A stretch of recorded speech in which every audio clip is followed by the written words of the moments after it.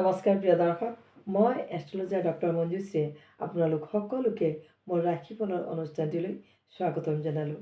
আজি মই ক'বলৈ লৈছোঁ ইংৰাজী 2025 চনৰ বৃষ ৰাশিৰ লোকসকলৰ বিষয়ে। আৰু বৃষ ৰাশিৰ লোকসকলৰ জীৱনত এই বছৰটোত ডাঙৰ উন্নতি, ডাঙৰ পদোন্নতি আৰু আৰ্থিক সফলতা, লগতে কি চেলেঞ্জ এই বছৰটোত তাকেই ক'বলৈ লৈছোঁ। বৃষ ৰাশিৰ লোকসকলৰ বছৰটোৰ আৰম্ভণিতেই উল্লেখযোগ্য পৰিৱৰ্তনৰ সম্ভাৱনা প্ৰবল। নিবনুৱা সন্তানে কৰ্ম লাভ কৰিব।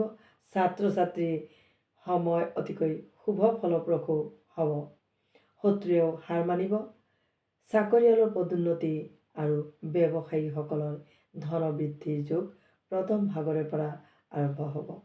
অবিবাহিতৰ বিবাহৰ যোগ আৰু বিবাহিতৰ পুত্ৰ লাভ। বিলাসিতা বাঢ়িব। বৃষ ৰাশিৰ লোকসকলৰ তেওঁলোক য'তেই যাব তেওঁলোকৰ আদৰ সন্মান লাভ হ'ব।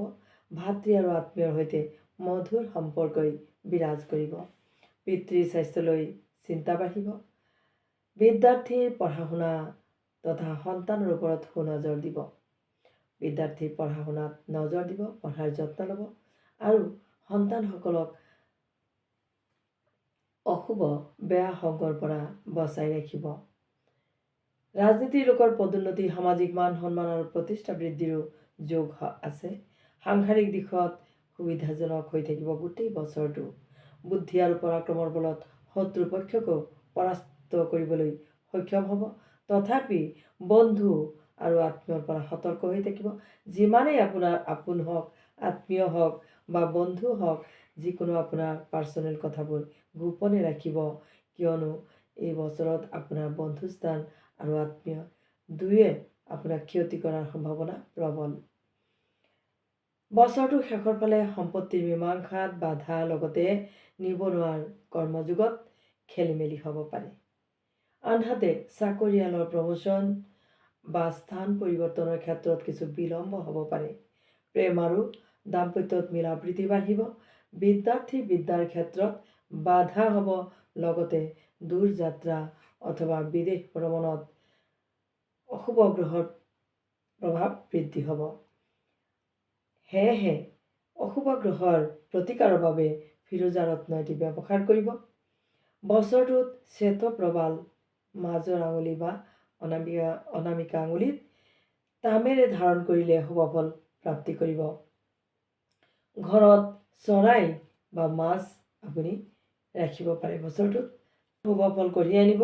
শুভ ৰং হিচাপে ৰূপালী ৰং অধিক ব্যৱহাৰ কৰিব। বগা ৰং লগতে সেউজীয়া ৰঙো ব্যৱহাৰ কৰিব পাৰে। আৰু শুভ সংখ্যা হিচাপে যিকোনো মাহৰ 2, 3, 6 আৰু 7 এইকেইটা নম্বৰ বেছিকৈ ব্যৱহাৰ কৰিব। উক্ত তাৰিখবোৰ আপুনি যিকোনো শুভ কৰ্মত ব্যৱহাৰ কৰিব।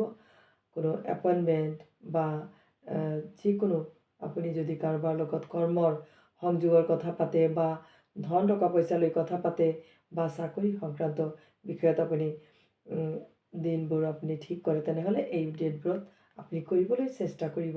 অধিক শুভ ফল লাভ কৰিবলৈ প্ৰতিদিন পুৱাৰ আৰম্ভণি কৰিব দুৰ্গা উপাসনাৰে। দুৰ্গা নাম জপ কৰি দিনটোৰ শুভাৰম্ভ কৰিব। অধিক শুভ ফল লাভ কৰিবলৈ সক্ষম হ'ব। শেষত বৃষ ৰাশিৰ জাতক জাতিকাসকলক মোৰ আন্তৰিক শুভকামনা আৰু শুভ মংগল কামনা কৰি ইয়াতে বিদায় ল'লোঁ। ধন্যবাদ।